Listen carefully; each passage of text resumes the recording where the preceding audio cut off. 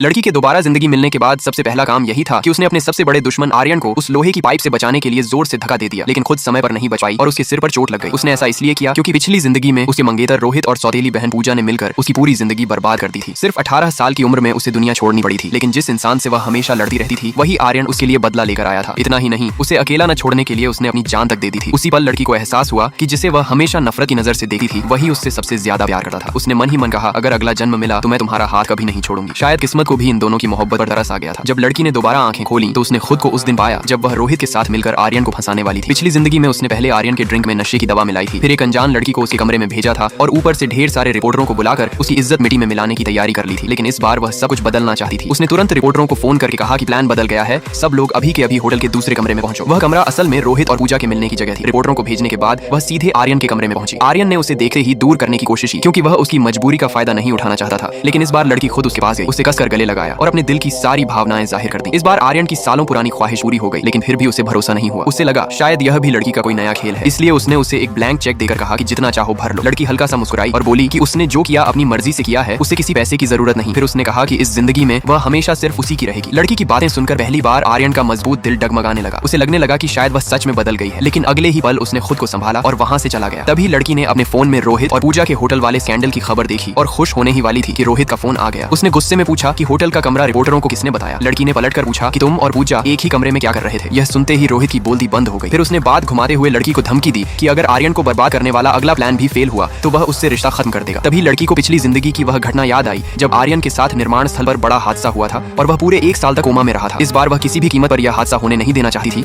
इसलिए वह तुरंत वहां के लिए दौड़ पड़ी। तभी उसने देखा कि एक भारी लोहे की पाइप ऊपर से गिरने ही वाली है। लाइक सब्सक्राइब कर देना, भगवान आपको बहुत खुशी देगा।